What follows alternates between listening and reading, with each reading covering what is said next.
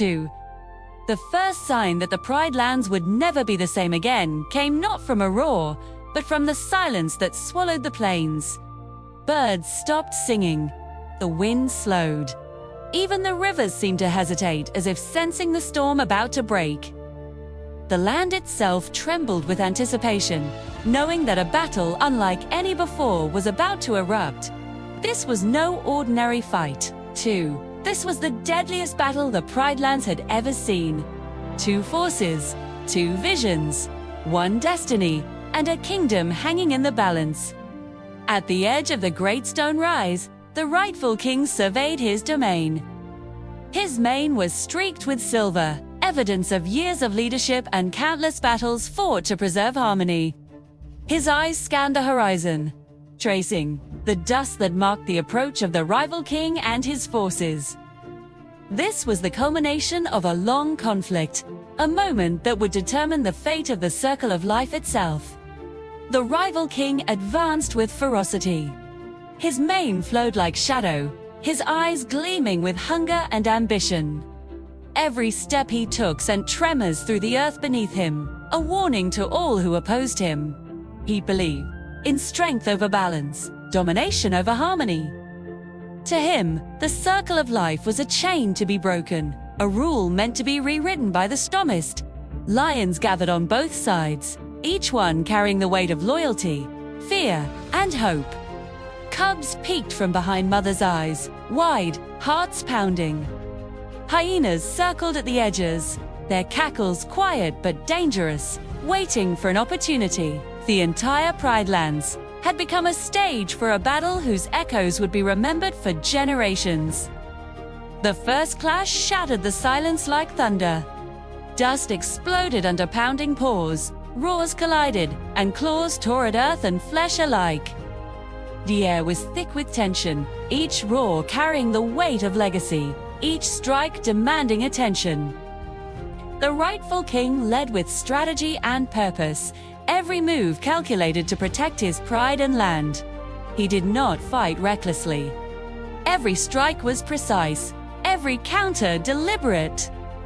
The rival king fought with unrelenting aggression, each movement fueled by desire for dominance.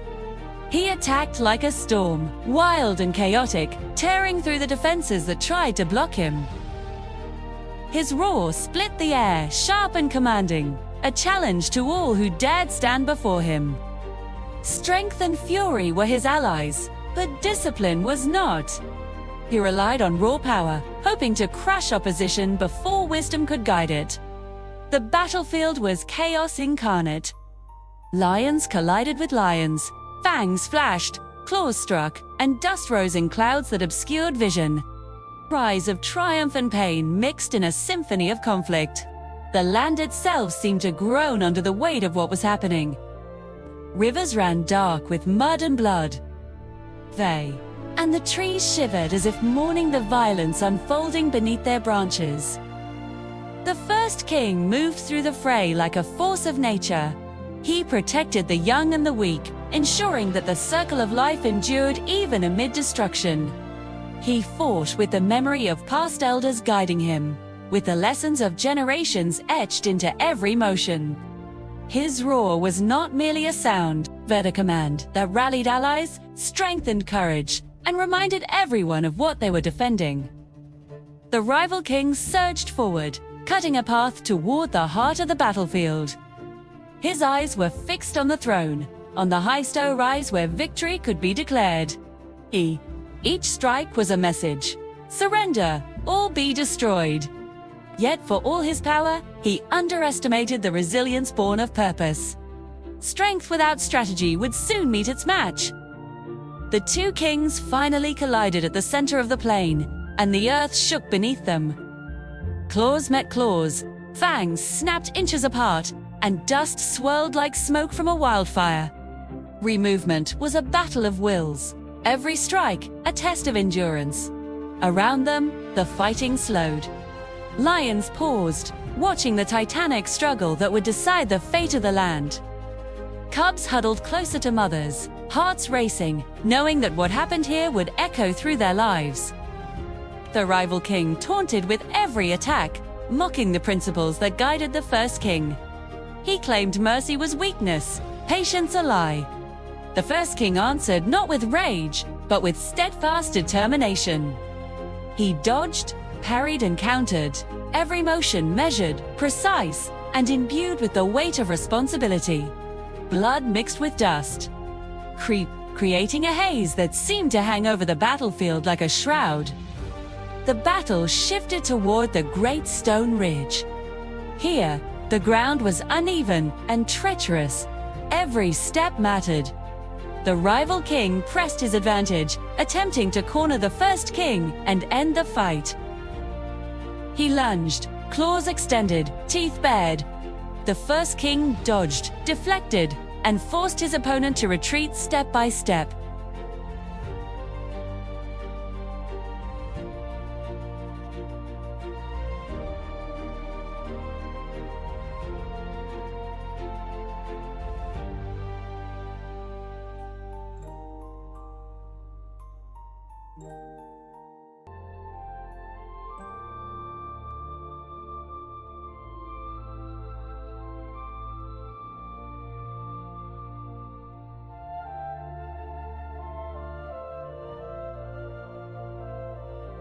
Around a ridge. The rest of the battle paused, momentarily stunned by the intensity of the king's clash. Lions who had been fighting fell back, watching with awe and fear. Hyenas backed away, uncertain. Even the wind seemed too quiet, carrying the distant echo of roaring, the sound of destiny being forged. The rival king stumbled, his footing faltering on the uneven stone. For the first time, doubt flickered across his eyes. He had underestimated the first king's resolve. Power alone would not claim the circle of life. He lunged one last time, teeth snapping, claws extended, desperate to seize victory. The first king met him, head-on. They collided in a violent row, claws scraping, stone bodies straining, roars echoing across the plains. The rival king slipped toward the edge of the ridge. Time slowed, every heartbeat stretching like a drum in the ears of the watching pride. Cubs gasped, mothers tightened their hold, elders held their breath. The true king paused. He could end it now.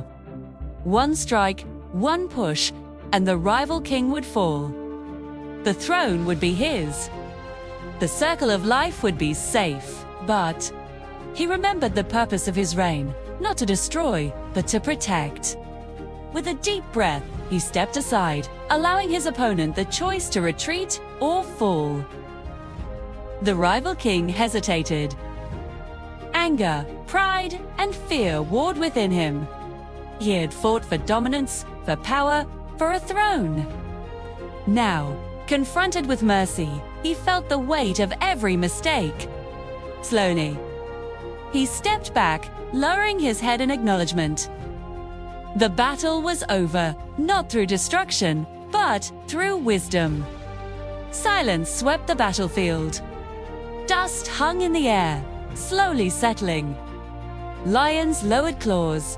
Cubs blinked in disbelief. The land exhaled, as if relieved to survive. The circle of life had endured. The Pride Lands had survived the deadliest battle in its history. Thus, King walked among his pride, tending to the wounded, honoring the fallen, and comforting the frightened. He did not roar in triumph. He simply ensured the land, the pride, and the circle of life could continue. Healing, not glory, was his reward. Far from the battlefield, the rival king retreated, his body aching, his pride wounded. Had lost not just the battle, but the lesson it carried. He wandered through distant lands, learning humility and the cost of ambition unchecked. Though history would remember him as a challenger, his future would be shaped by understanding. Seasons passed. Rivers ran clear again. Grass grew tall. Prey returned. Cubs learned the stories of the deadliest battle. Not as tales of violence, but as lessons in courage, responsibility, and the importance of balance. The pride remembered the roar that had ended the conflict, a roar not of triumph, but of promise. The first king grew older, his mane streaked with silver, but his presence remained steady. He continued to lead, not above his pride, but among them. Every choice was guided by the memory of that battle. A reminder that even in the darkest moments, balance could be restored and destiny honored. At night, he would stand atop the high rock and look out across the plains. The wind carried the soft hum of life returning. His roar echoed across the Pride Lands, a sound of guardianship, responsibility, and the enduring power of wisdom.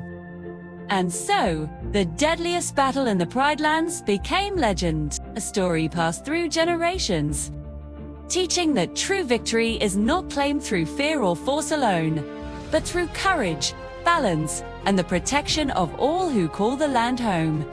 The dawn after the battle arrived slowly, as if the sun itself hesitated to shine upon a land so recently scarred. Light stretched across the plains, illuminating broken earth, trampled grass, and the still figures of lions who had fought bravely. Silence reigned, heavy and uneasy, but beneath it, the first whispers of life returned. The Pride Lands were alive, but changed forever. The first king moved among the remnants of the battlefield, his paws treading carefully over rocks and dust. He paused at the edge of a shallow stream where young lions had nearly lost their lives. He lowered his head, nuzzling them gently, murmuring reassurance. The battle had been won, but the scars both seen and unseen would take time to heal.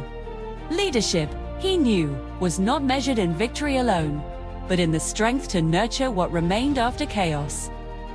The pride gathered around him, silent and solemn. Cubs peeked from behind, mothers wide-eyed and trembling, learning the gravity of what had transpired.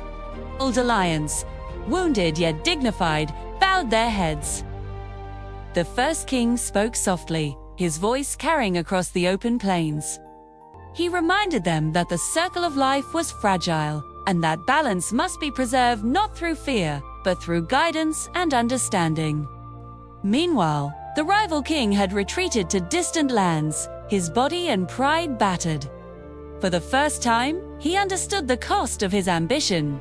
Power taken by force alone yielded nothing but emptiness. He wandered through unclaimed territories, reflecting on the war that had nearly destroyed the Pride Lands. Each step reminded him that strength without wisdom could never sustain a kingdom. Days turned into weeks. Healing progressed slowly. Streams ran clear, the grass grew tall, and prey returned to their natural paths. The Pride Lands, though wounded, were resilient. The first king oversaw the restoration, teaching the young lions the lessons of the battle.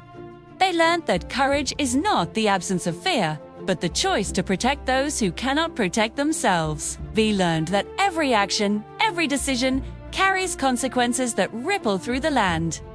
One evening, as the sun dipped low, the first king stood atop the high rock, gazing over the plains. His eyes traced the paths of his pride, the places where the battle had raged most fiercely. Memories of roars, collisions, and fear surfaced, but they did not weigh him down.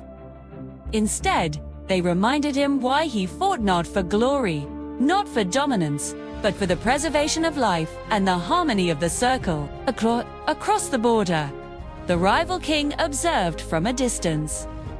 His mane was tattered, his body scarred, but his eyes held a new light reflection. He realized that the Pride Lands thrived not because of one ruler's strength, but because of unity, understanding, and respect for balance. For the first time, he wondered if he could ever reclaim a place in this world, not as a conqueror, but as a protector. Weeks later, the rival king returned not to challenge, but to observe. He approached cautiously, careful to maintain distance, watched the pride as it hunted, rested, and lived. Cubs played without fear, lions roared in harmony, and the land breathed freely once more.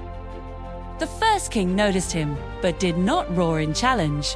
Instead, he stood tall, calm, and unwavering. The message was clear.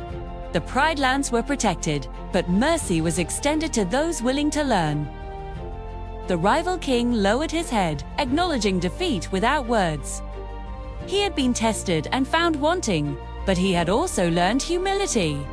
Though the throne would not be his, he understood the value of restraint and respect. He withdrew into the shadows beyond the Pride Lands, his journey now one of reflection rather than conquest. Seasons passed.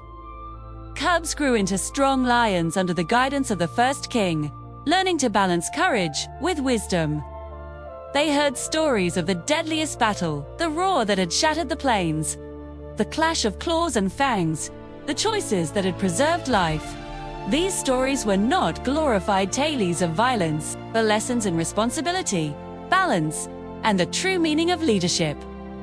The first king continued to patrol the Pride Lands, his presence a constant reassurance. He walked among the pride, listening to concerns, guiding decisions, and ensuring that every creature, large and small, understood the importance of the circle of life. His rule was steady, marked not by fear or domination, but by respect and care.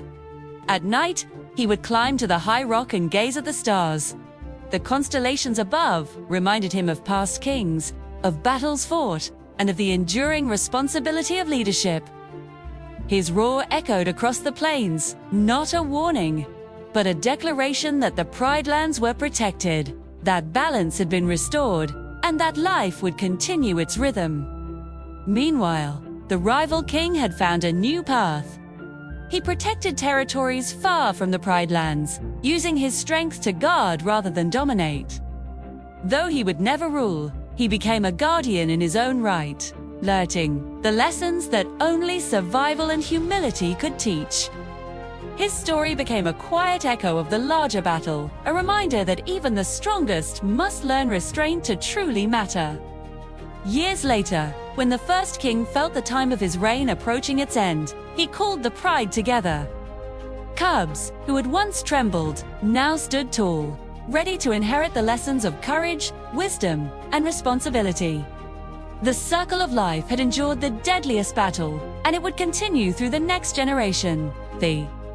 The pride roared in unison, not out of fear, but in acknowledgement of the enduring legacy of leadership, sacrifice, and balance. The land flourished.